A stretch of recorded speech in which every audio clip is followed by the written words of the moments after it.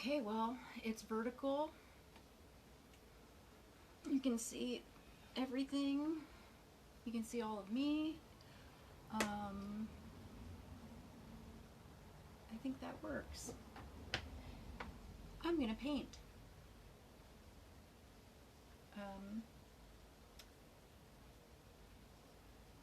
Let me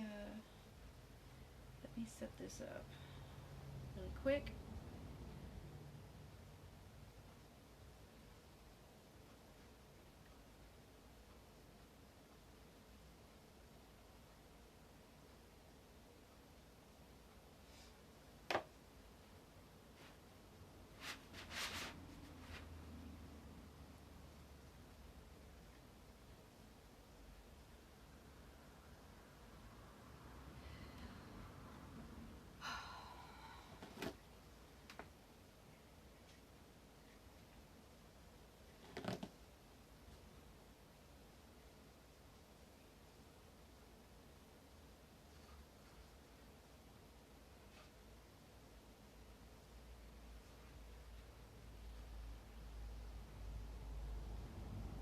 Hi everybody.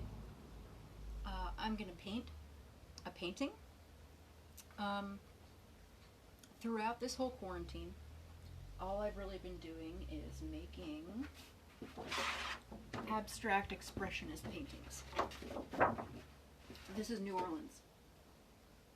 Of course it's very bright, it's New Orleans. But it's called Butcher's Bill, and these are all the people that, each mark is a person that died of coronavirus. These are pretty emotionally intense paintings I've been making for the last month or two, 3, 4, 5, since the beginning of March. I've been just painting with watercolor because I'm still in quarantine. My partner had a bone marrow transplant, so I'm not back to work yet. I don't get to tattoo yet like everybody else. Very unlucky world. So I've been painting instead, working on this series, and I'm just going to make a small painting today and talk about various things I'm doing. I think Day is in the chat. Hi. I can't respond because the phone is so far away, but Day can probably chat with people while I'm working. And I'm asking him if he'll do it right now. And chat with you guys while I'm painting, at least a little bit here and there. So I've got, most of the watercolors I use are pretty standard brands. I've got a bunch of Blick, because they had a sale. This is Gamboge, this is the best yellow. I'm gonna just break all my teeth. I love Gamboge. And then some ochre. This is a very Bob Ross moment here. Get out some yellow ochre. And then this is a different brand. This is actually M. Graham, which is Graham. They make pretty good watercolors. They're a little pigment heavy, which means that if I use that on the paper, it'll make a really thick texture. This is Cobalt. I don't like ultramarine blue very much. I like the deep cobalt. It's a little more intense, and the ultramarine, any of the ultramarine colors tend to take over the whole palette. The whole painting looks overwhelmed with them if you use them. This is just burnt umber. This is that M. Graham. This is that same brand. If you mix this with the cobalt, it makes a really nice near black. I use roses, not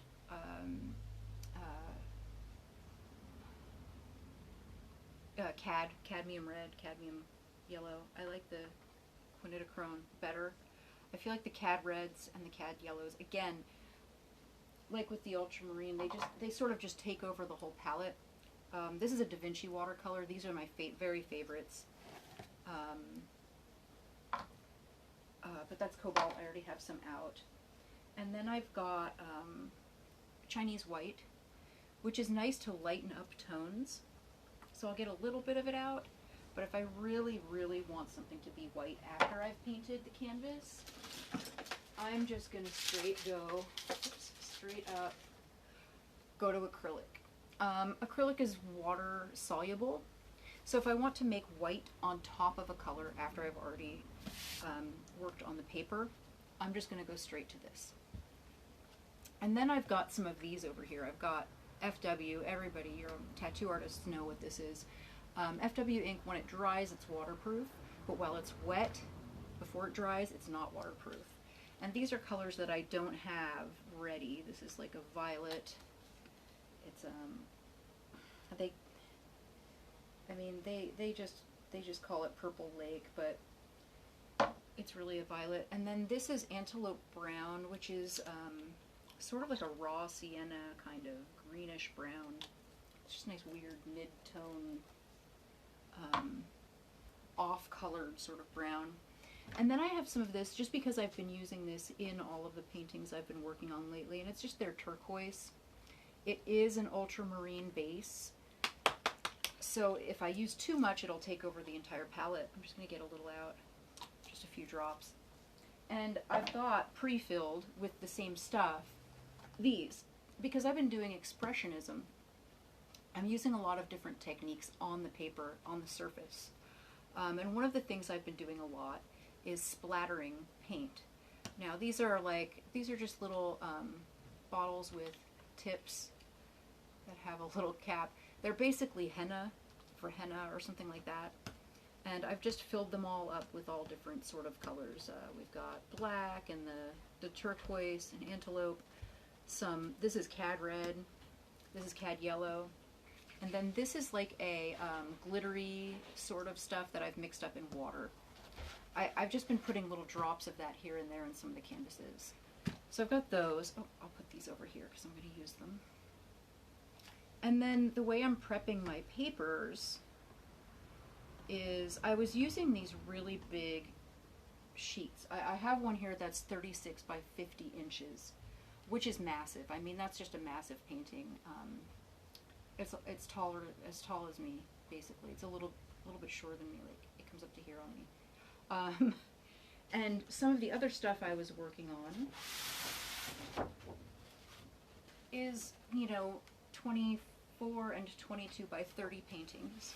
So I've been working on these massive canvases. When you're working at that size, you really want to have an edge around them. Here's one that's half done. So this tape, the painter's tape, I've been using it on everything, and I usually do when I'm painting. I usually use the painter's tape, and this one is on a block. This paper is on, actually, it's not loose paper. It's a block of watercolor paper.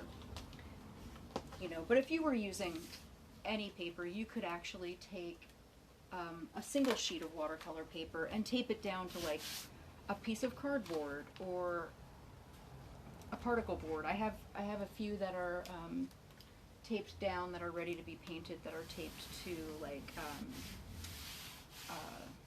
backing boards, just any kind of something solid that'll hold it flat. I'm only doing it on this paper to give myself a nice crisp white edge around the painting. And I don't really care, see here in the corner how it's crooked? I don't really care if it's crooked. I'm far from a perfectionist, obviously. So as far as the materials I'm using, this is Arches, but I've been going back and forth between Arches and Kilimanjaro lately. Kilimanjaro is a perfectly fine brand of paper. Oh, and then I've got the Stuart Semple Ultra Matte Black in case I want something really, really dark to appear. This stuff I'll set aside because it's like that white. It's like for the extra touch. Any old painter's rags. I've got my bucket full of water, and I've got my butcher's tray. Now this thing, if you don't have one of these, you can use an old Tupperware or something. But this thing is great because you can actually just scrape it to clean it out. Cleaning those is really, really easy. That's why they're used. Then I've got some Q-tips for little fine drying up areas. This is my favorite brush. It's a Neptune squirrel hair, I think. It's really, really soft. It spreads really, really well. I haven't even prepped this paper. I'm starting right from scratch with this with you guys. And then I've got a variety of brushes, different sizes. They're all short-handled because I'm working on a smaller piece. If I was working on a bigger piece, I would have long-handled brushes. And right now I'm just kind of tapping out areas of the canvas that I want to be softer. With watercolor, what happens is if you lay the paint on to a dry area, it will have hard edges. If you lay the paint onto a wet area, it will have soft edges. And so what I'm doing is I'm kind of giving myself a structure of hard and soft areas in this sort of prep. And I'm not really thinking about anything right now except maybe a little bit of compositional rhythm. I'm not thinking about what object I'm painting, what thing it is. I don't want to do that with this because this is an abstract painting or expressionist painting, one or the other. It shouldn't have a subject matter yet. It might not even have one at all by the time I'm done. It may just be abstract. And I think I'm going to base this painting, I'm going to make this a happier painting than some of my recent work. We'll go with the antelope. And I'm just going to literally find spots where I think I would like some color. See how it spreads fast? It spreads out fast when I put it in a very wet place. And when I put it in a more dry place, it spreads slower. It's a very wet place. There's a dry place. The velocity of the paint changes. And I feel like that velocity kind of has an impact of its own. Like it's a feeling that you get while you're running the paint over the canvas that it's moving with you or not moving with you. It's sort of dull and dead, and those areas are going to be less active in the final piece. And right now I'm basically just trying to not have any two the same. With composition, not a lot of people talk about composition, but one of the primary rules of composition is you don't want any two things to be exactly the same. You want each element, each item and object in your painting or your tattoo or your drawing to be different things. So I would not put two drops exactly the same next to each other. I don't want them to be the same. I want one to be small, one to be large, one to be off-center, one to be centered. I don't want everything to be the same as anything else on the canvas or on the surface. I want there to be a lot of variation and almost nowhere where your eye can stop and say, these things match. If two things match, it's going to draw your eye to that. And think about The Shining, the twins in The Shining. You know, when you look at that frame of that movie, those frames of that movie, they are the subject matter.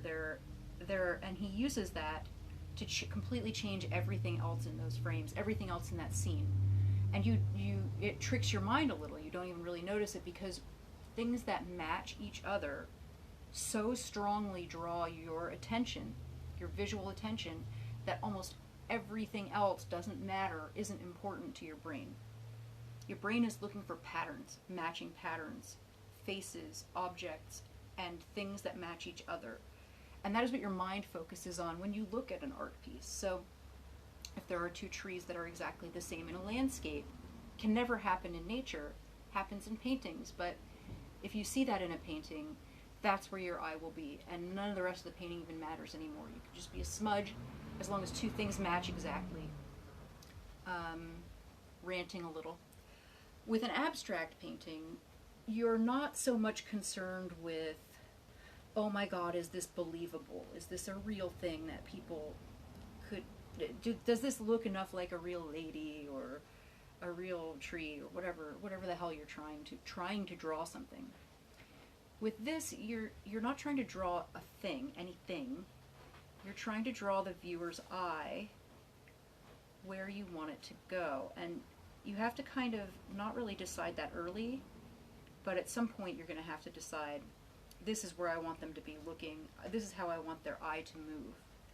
You're pushing their eye around the surface. You're making them look where you want them to look. And it's almost like magicians have, they redirect your attention away from their tricks and direct it to something that's irrelevant, that doesn't matter, so that they can get away with something. Abstract paintings are a lot like that. You are going to direct a viewer's attention where you think it should be, and you're going to redirect it from places where you think it should not be. Now, for example, I'm liking this area of the painting a lot right here.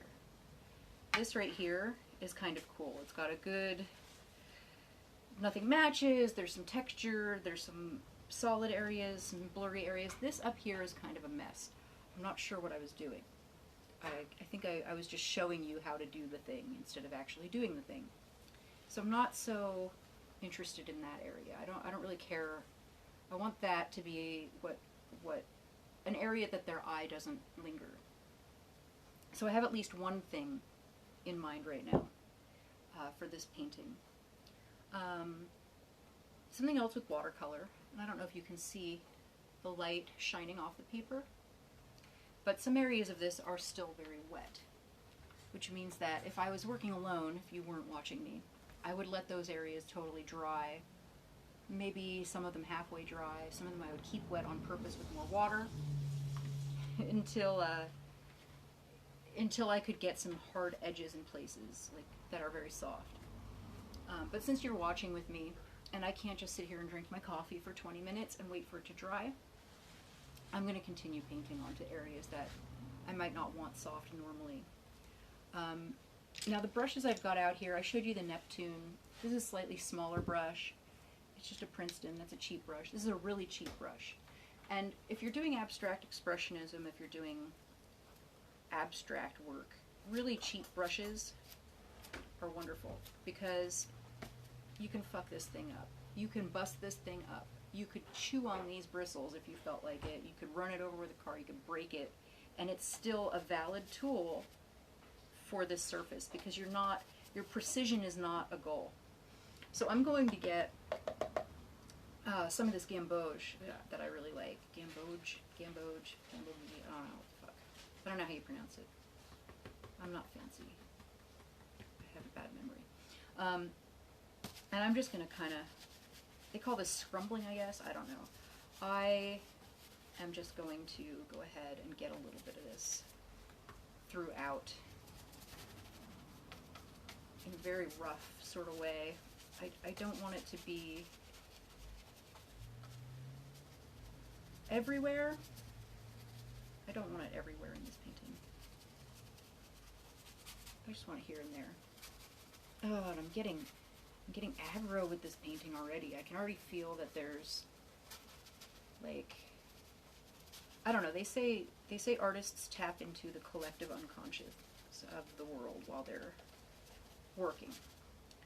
I don't know how much I believe that. That's like a Jungian thing. Jungian, that's brain talk. But I definitely can say that when I do abstract and expressionist work, I am expressing something, and it is not me. It is not something I am thinking about or I am feeling. It's something else, and it feels very strange, and it feels really weird at first, because you kind of feel like, especially being a tattoo artist, obsessed with getting everything as close to right as possible, it feels fucked up not to care if something is right or not. Just not to give a shit. Just to mess up and not even really pay attention to what you're doing. Like, to just let it go and not give a shit. It might just be because that feels weird. Or it might be the collective unconscious of humanity expressing itself in tiny ways through millions of artists all at once who are doing things like this. But whatever it is, if you start doing this, you can start to kind of feel emotions come out, and they may or may not be something that you relate to or you feel like are your own thoughts or feelings on subjects. One of the paintings I did, at least one, several of them I should say, several of the paintings I did, are really expressive of feelings I do not have. For example, I'll show you this one. This painting is pretty fucking reverent. I mean, it's reverent. It's people, I mean, in these paintings I feel like yellow sort of represents the disease and death and stuff, and green represents money, obviously, mammon, and then the blue would be, that turquoise is sort of representative of medical help or something. And then browns and blacks and beige are always people. And I mean, these people are not, this does not feel so very sad. It's sort of almost a peaceful feeling painting, despite all the red diagonals. It still feels sort of peaceful. There's another one I did, and that's about that painting. After I did it, I realized it was about a church gathering that was held. And then this one's about an Episcopal priest. I mean, I am not religious. I am a satanic temple member. I'm not religious. So for me to feel that this priest was peaceful and that there was something, there was something there after he's rising. It looks like maybe he's dying. He's coming down and dying here. But actually, when I painted this figure was rising up, was how I was imagining it. And so it's, that's not something I would think of. It's not something I would feel emotionally, really. So it's an odd thing. It's an odd thing that you will come across while you're doing stuff like this.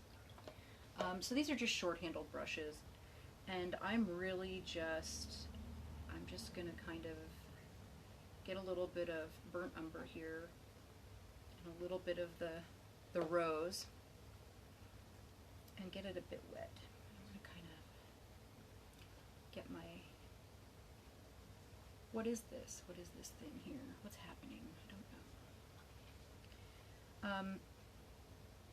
This is almost like automatic drawing. And again, if you're a tattoo artist, it feels awkward. It feels really awkward when you start doing this, because you're supposed to be drawing a thing. You're supposed to be looking at a thing and trying to represent it as best you can, as properly and with the lines in the right place, shadow inside, light outside. You're trying to represent representative art.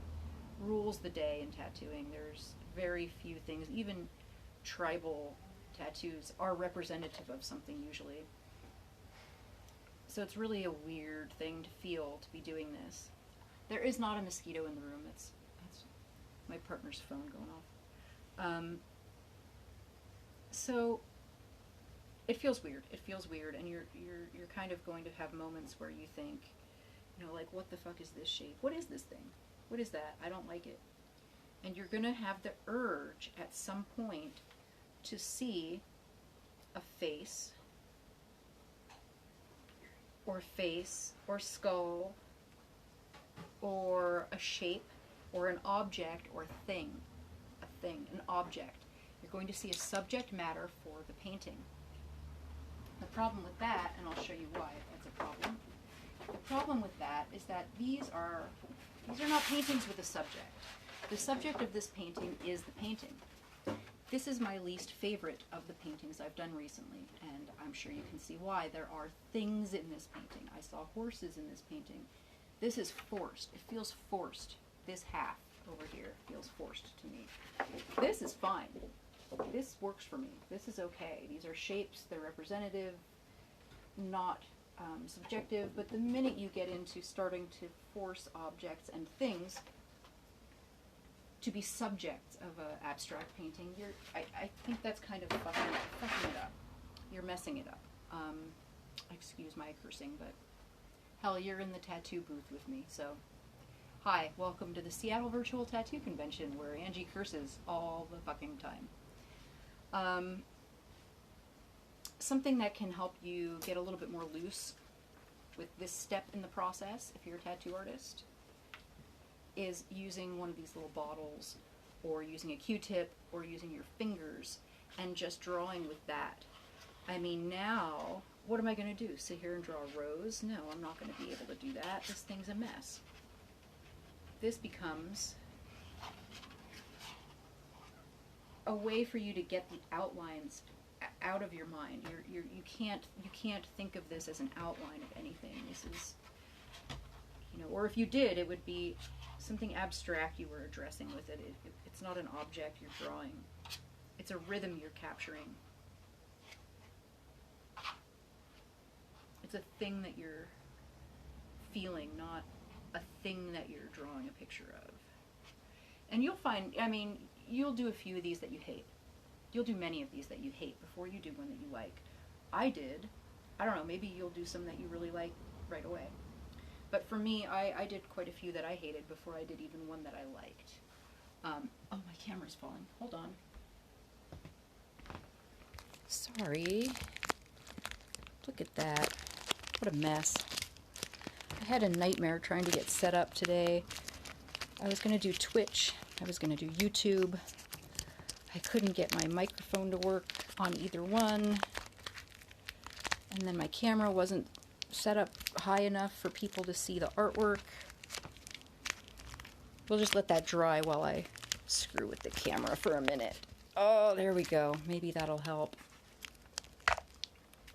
Is it helping? I can't tell. I can't tell, guys. I'm trying my best.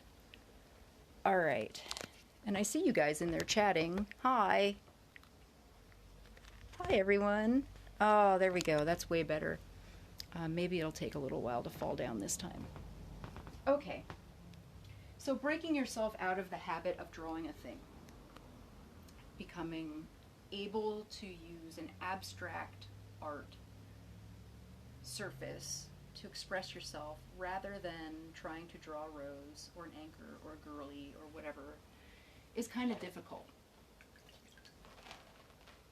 Not giving a damn when you're setting up and starting a piece really helps.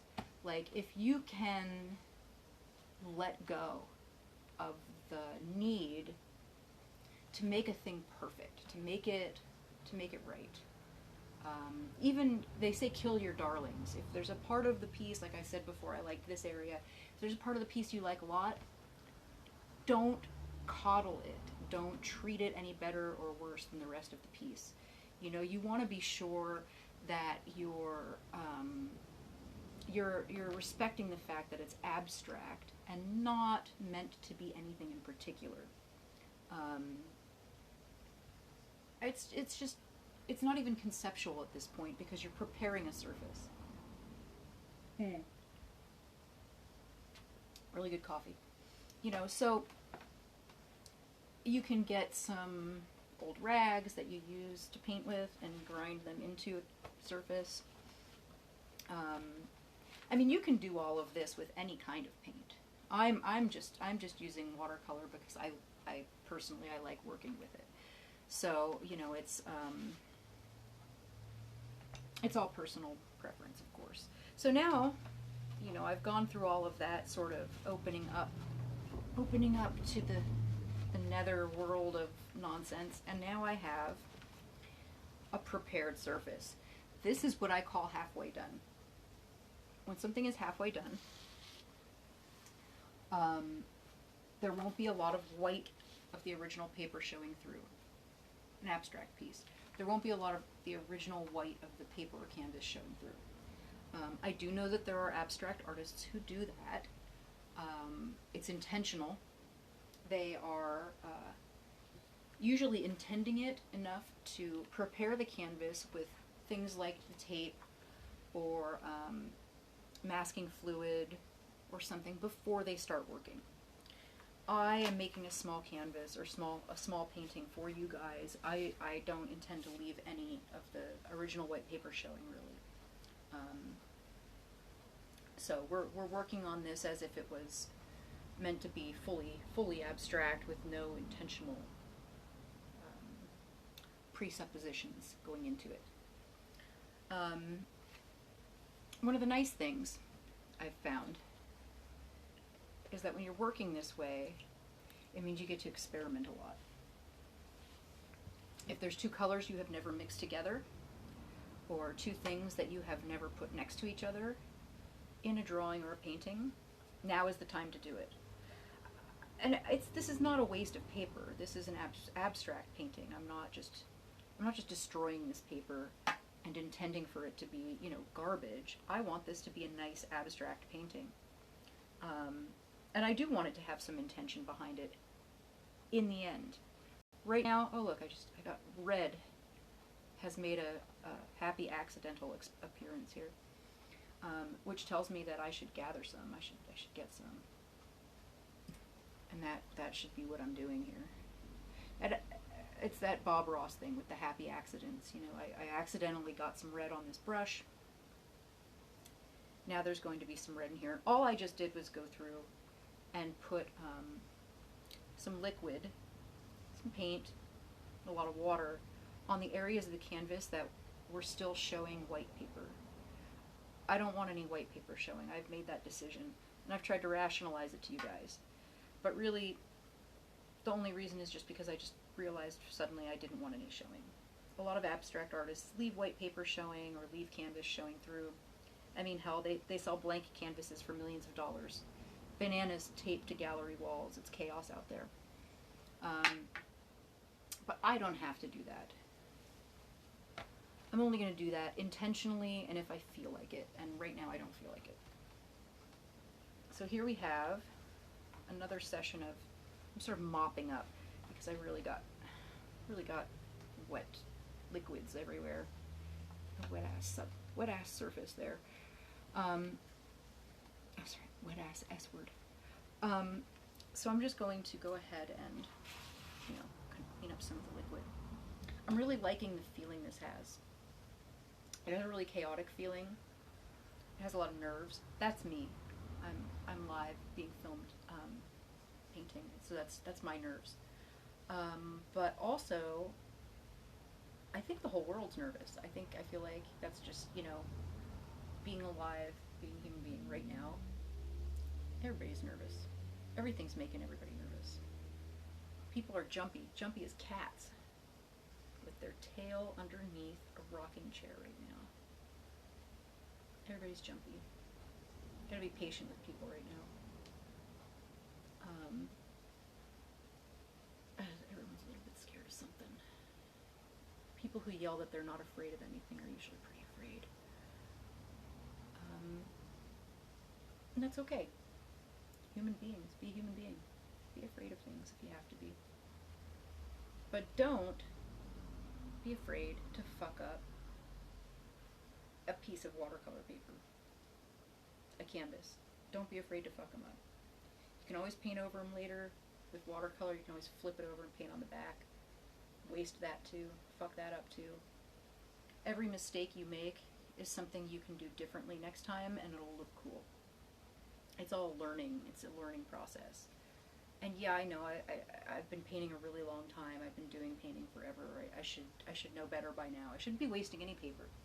The feeling that everything has to be a perfect masterpiece is a really bad thing. I think it's the most poisonous thing, that internal critic that says, this piece is no good, or it doesn't look real enough, or fuck that critic, man. No, it needs to shut up. The only time you need that thing turned on is a day or two after you've done a painting and it's been drying in another room and you haven't looked at it, and you walk up to it fresh after it's completely finished, and you decide in your mind if it's something you want to share with the world or if it's something you want to paint over and do again. Leave the critic out of it while you're painting. While you're making something is not the time to be criticizing what you're making. When you are finished with a piece is when you should criticize it. And this is the exact opposite of tattooing, where we spend the entire day thinking of every single half inch of skin, basically, up close. This line has to be perfect, and we run the line. Okay, is that line good enough? Or do I have to bring some shading right up against it to kind of hide that wobble? Or, will it blow out? Is there going to be, a problem with this tattoo later? Or, is this color combination all right for her skin tone? Or, does he get too much sun? Is this going to blur? All these things. You're thinking these critical things about your own work while you're working when you're a tattoo artist. Every moment of tattooing is a focused expedition into the critical part of your own artist's mind. So, as an artist, while you're tattooing, you have already either done the drawing or done a freehand drawing and thought about whether or not everything is perfect, everything is to your satisfaction the entire time. And then you sit down to tattoo and you have to do it all over again. If you are very burned out, abstract painting can definitely save your mind, because you cannot have your critical mind turned on while you are painting like this. The biggest brush you can find is the best brush you can use. The sloppiest rag you've got is the best rag to paint with. The more you can splatter and splash crap around, the better you are doing at the work. So, we've got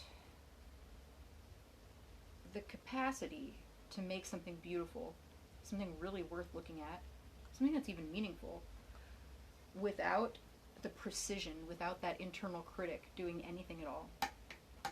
And I like that. I feel like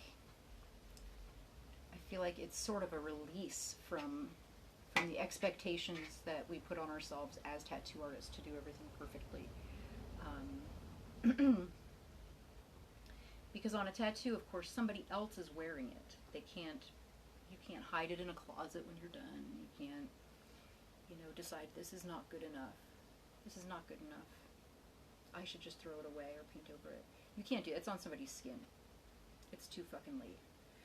So this is a good way to kind of get rid of that part of your mind, at least for a little bit. Get a vacation from your fucking critic. What am I doing here? I don't even know what I'm doing. Look at that. I don't like this blue. I don't want this blue in this painting. Why did I put it there? I don't know what I'm doing. Not a fan. Not a fan of that blue. It's starting to look like a rainbow. I don't like that. I mean, I like rainbows. Don't get me wrong. But I don't like that. Oh, look. There we go. Let's scrub a little bit of brown into it. And now it's this weird off tone. It's not really that vibrant, bright blue that it was a minute ago. I didn't like that. I don't want it to be that bright. I think it was just too bright. Yeah, that's okay. That's fine. I like that. I'm good with that color. It's like a dull bluish gray. I'm alright with that. Since I already have black in this, I already have red and yellow and some brown. I think I'm going to let it dry for a little bit, and then I'm going to use some bright yellow and some white to pop out with detail and shapes some areas, but it needs to be dry, and you can see it's buckling a little because it's so wet. It takes about 10 to 15 minutes for this paper to dry through. I'm not going to be gone for 10 or 15 minutes. I'm just going to refill my coffee because I used some of it in the painting, and then I'm going to say hi and chat with everybody who's in here painting, talking about the painting. I'll be right back.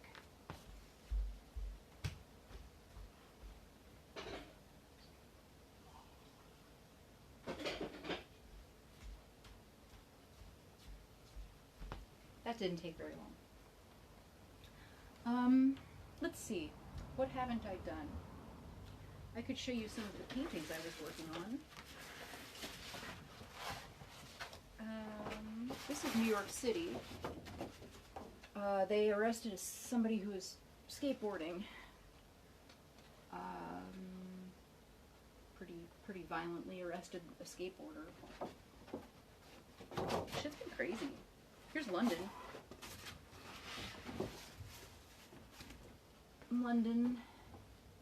Audience participation. Showing it to you upside down. Not that it matters, but I feel like it goes this way. There we go. London. All of my paintings were about, recently have been about It's different cities, you know. Only maybe a third of them are United States. I haven't been too concerned with just the U.S. Because globally there's just so much shit going on. This year has been crazy. This one's this one that's Nebraska, I think. This year's been crazy worldwide. I feel like it's really hard to even make art about it because it's so many things at once. There's protests, there's revolutions, there's almost no war the way there usually has been for the last decade or two. But that's because of the pandemic. So it seems like, I don't know, things are just really strange this year. This year's been very, very weird, as you all know. And I'm not really sure how to artistically speak to it. I mean, what can you say? What can you do about it? I mean, I could make propaganda art. I could be, making posters or something like that, but I start to do it and I start to feel overwhelmed. It's too overwhelming. There's too much. There's too many things at once. And I think that's on purpose. I think the chaos and overwhelm is an intentional thing to make us tired. I don't want to be like that, but it's very strong. The exhaustion can be very strong. I'm definitely not the most affected person. I'm very lucky where I live and what I'm doing and everything. I know there are people who are having a really hard time, but I'm still feeling it, still feeling it. So I've got a kind of hard brush here. This brush is a rough brush that I've beaten up a lot, and I'm just getting white and yellow. Now I can kind of see a shape in my mind's eye here. I'm going to make that shape. White. And again, this is just, I'm just picking things out of this that are kind of shapes. I'm not trying to draw a thing, a specific thing, because that defeats the purpose of an abstract painting. Doing abstract stuff, you aren't trying to paint anything specific. If it ends up looking like something, well, that's its own damn fault. But if it doesn't look like anything, that's fine. That's the whole point. It's meant to express without being specific, and it's really meant to make the viewer tell the story in their own mind. So this is not something I imagined and I sat down and tried to draw. Although that does happen sometimes. Even with abstract work, you will have a shape or something in your mind that you need to get out, and then you can sit down and do this kind of thing and make it. But for me, this is purely coming from the canvas to me, not from my mind to the canvas right now. And part of that is because, again, y'all are watching me. I don't know. It's not really so nerve-wracking for me. I kind of like having people around or whatever, but it is a camera instead of a group of people, so that makes it difficult. Like, I can paint live with a group of people hanging out, but to paint for my phone with people inside it feels very strange. That may be a sign of my age. I guess I am,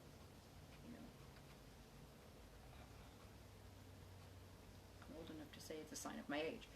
But, I don't know. And I did a lot of stuff with my website and, online, promotional stuff online for a long time. but I never really got into video, and the reason I never got into video is because I become really awkward in front of a video camera. I mean, I feel obviously my inhibitions are a little bit down because of everything that's been going on. I've been in quarantine forever. I don't care what my hair looks like. It's straightened and that's it. But, you know, I'm not dressed up or anything. Maybe I should be. I'm not really sure, but I never really did video before because I get really self-conscious about how I look on video. And this last few months has been really odd for me because of that. I signed up on TikTok. I started doing some video content. Here we are doing video content. So I like this. It's almost like everything's going over there. There's some kind of draw right here, drawing everything in. Let's emphasize that a little bit because I like it. I like the idea that there's something happening. There's something happening right here that's kind of important. And I don't know if you can tell, but I've already stopped giving a shit about this area that I originally liked. I originally pointed at and said, oh, that's the great, I like that part of the canvas. I don't care about it anymore. There's more important things going on here. I think right here is where stuff is happening. So let's get that. Let's emphasize that. Make sure it's, oh look, it's this thing. It is this thing. That's what's drawing all the attention right there. Yeah, I kind of like that. I kind of like that as the focal point. And I think, get a little water. Do I have any black out here? Let's get in there and just make sure it's known that that's serious. It's a serious spot on the canvas there. Over here it can kind of fade out. That area means something. That area, it means something. It's like a pile of mashed potatoes. And right there too. I actually think that does matter, this little spot. Yeah. Yeah, I'm kind of feeling that. That's pretty good. I got a good feeling about this. So apparently, in this painting, there's some sort of dark, menacing stuff happening up here. And down here, there's just texture. So I want something over here that's going to balance that out. But first, I'm going to get back in there with black ink. And I'm just going to emphasize these little shapes that I see. There we go. Because I really like them. I really like this little, whatever this is. I don't know what's going on here, but whatever it is, needs to be more important. There. That's pretty good. And a lot of this black here will, I mean, I can speed it up a little, but it'll do it eventually on its own. It'll blend out into this water I just put down. Again, wherever it's wet, it gets soft. And you get a soft look to it. And wherever it's dry, you get a hard edge. So you can kind of control where you're going to have blending and where you're going to have a line and edge going. There. I like that. Now over here I don't want any black. I don't want any black right there. This is an area of light. Something light is there. Let's be, whoa, my camera fell. What on earth? I don't know why I did that. Sorry guys. This is not the highest quality stream I've ever done. Sorry. So I've got some white paint. And I'm just going to go straight to the surface with it. And now for the fun part. How much of this do I want on there? Not quite as much as I put, but some. I want some. it to have a texture to it. The rest of this surface, when it dries, believe it or not, will be totally flat. Everything on there is very watered down, very, very soft. But this will have some raised texture. And if I wanted more raised texture, I could use some medium, matte medium or gloss medium to thicken it up. I don't think I want to do that. I don't know what this thing is, but I know it is opposed to whatever that thing is, of course, because dark and light, you know. And this has also got dry, ragged edges and some texture. And that thing up there is going to be very smooth.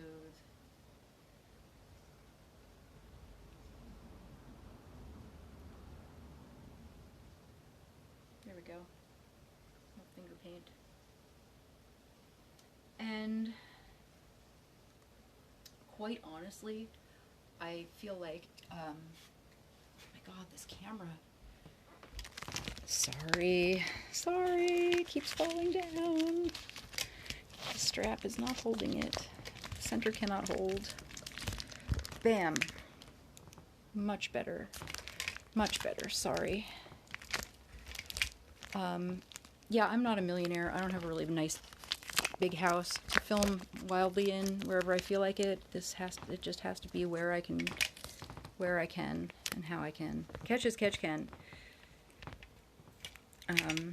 I was wondering at one point how all these people were doing, you know, Zoom meetings from home with these really like crisp sort of rooms and stuff, and then I realized, oh yeah, they're rich.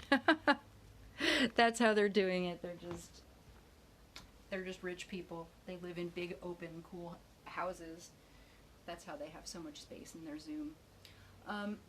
So anyway, just me working alone. I almost think this is done.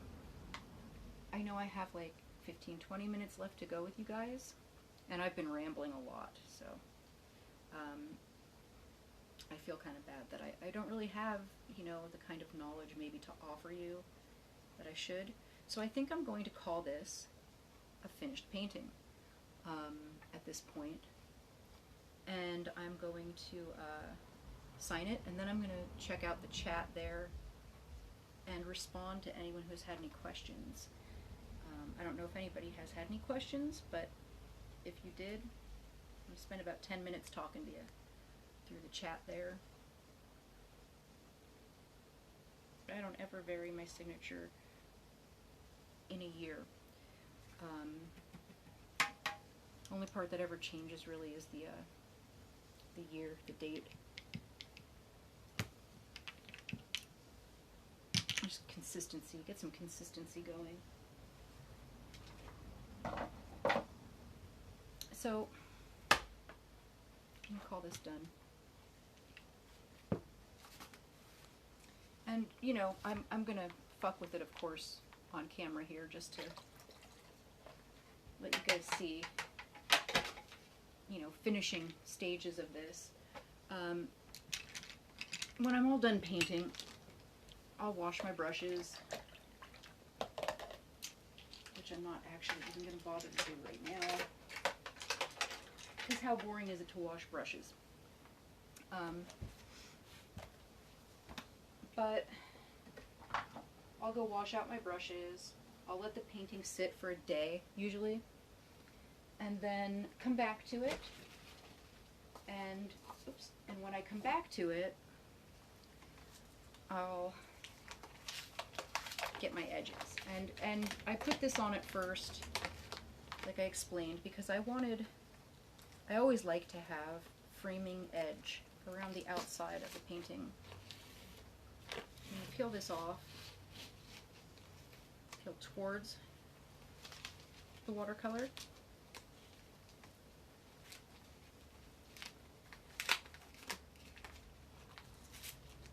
So that if anything gets torn, it's this white strip and not the painting itself. There we go.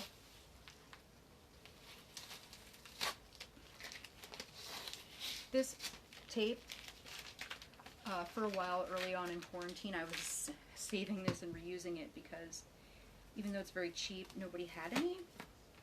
I don't want to order from Amazon, so I went without and reused.